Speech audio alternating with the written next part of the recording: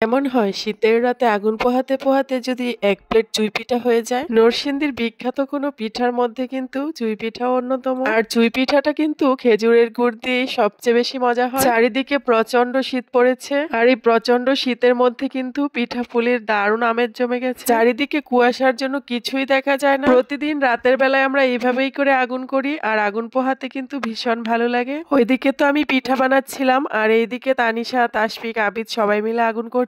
তারপর বলো তোমরা সবাই কেমন আছো? আসসালামু আলাইকুম। আজকে বাচ্চারা বলছিল নরসিংদীর জনপ্রিয় বিখ্যাত চুই পিঠা খাবে, তো যেই কথা সেই কাজ। আমিও জলদি জলদি করে চালের গুঁড়াগুলো একটু টেলে নিচ্ছিলাম। অফ ক্যামেরায় তো পিঠার গোলাটা করে নিয়েছিলাম, আর এখন তানিশা পিঠা বানাচ্ছে। তানিশার সাথে আমিও ছিলাম, আর তানিশার ছোট আন্টিও ছিল। অনেকক্ষণ ধরেই আমরা সবাই মিলে পিঠাগুলি বানাচ্ছিলাম। আজকে পিঠা বানানোর জন্য 2 কেজি চালের গুঁড়া নিয়েছিলাম, কারণ এই চুই পিঠাগুলো কিন্তু বানানোর পরের দিন বেশি মজা হয় খেতে। আমাদের নরসিংদীতে তো আঞ্চলিক ভাষায় এই পিঠাটাকে চুই পিঠা বলে। তোমাদের কার অঞ্চলে কি পিঠা নামে পরিচিত অবশ্যই কিন্তু আমাকে কমেন্টে জানিয়ে দিবে। 2 কেজি চালের গুঁড়ার জন্য আমি এখানে প্রায় 5 কেজির মতো খাঁটি গরুর দুধ নিয়েছিলাম, আর সাথে 1 ফুটাও পানি দিইনি। চুই পিঠার মেনি হচ্ছে দুধ। দুধ যত গাঢ় হবে ততই কিন্তু পিঠার স্বাদটাও বেড়ে যাবে। আর পিঠাগুলি সিদ্ধ হয়ে যাওয়ার পর এখন আমি খেজুরের গুড় দিয়ে দিচ্ছিলাম। অফ ক্যামেরায় কিন্তু চিনিও দিয়েছি, কারণ একটা খেজুরের গুড়ে কিছুই হবে না। খেজুরের গুড় দিলে কালারটা খুব সুন্দর আসে, আর স্মেলটাও। পিঠাপুলির আয়োজন করতে কিন্তু আমার কাছে ভীষণ ভালোই লাগে, কখনোই বিরক্ত মনে হয় না। কারণ পিঠাপুলির আয়োজনটা তো শীতকালেই সবাই বেশি বেশি করে, আর গরমে তো পিঠা তেমন খাওয়াই হয় না। তাই বছরে মাত্র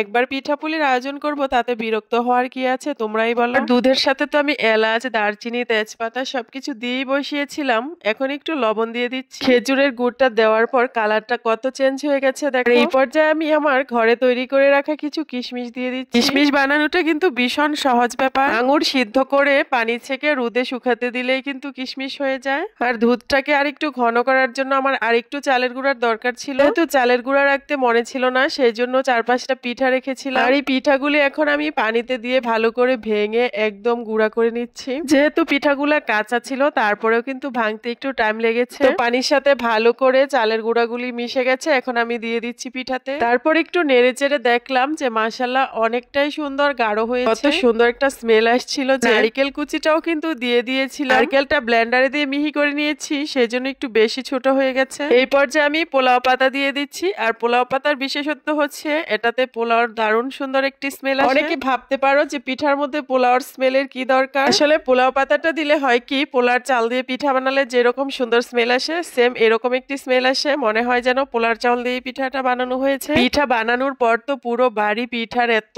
সুন্দর গন্ধে একদম মৌ মৌ করছে। প্রতি বছর মায়ের হাতের পিঠা খেতাম বাবার বাড়ি গিয়ে, কিন্তু এই বছর মা অসুস্থ হওয়ার কারণে আমি পিঠা বানালাম। পিঠাটা কিন্তু খেতে অনেক মজা হয়েছিল, কিন্তু মায়ের হাতের পিঠা সবসময় মিস করি। আর এইবার তো মায়ের জন্য আমিই পিঠা নিয়ে যাব। তানিশার অনেক পছন্দের পিঠা এটা। এই চুই পিঠাটা কিন্তু আমি কলা দিয়ে বানাই সব সময়, কিন্তু এইবার বাচ্চাদের ঠান্ডা থাকার কারণে কলা দেইনি। তো দেখা হচ্ছে পরবর্তী কোনো নতুন ভিডিওতে। সেই পর্যন্ত আল্লাহর রহমতে সবাই ভালো থেকো, সুস্থ থেকো। আল্লাহ হাফেজ।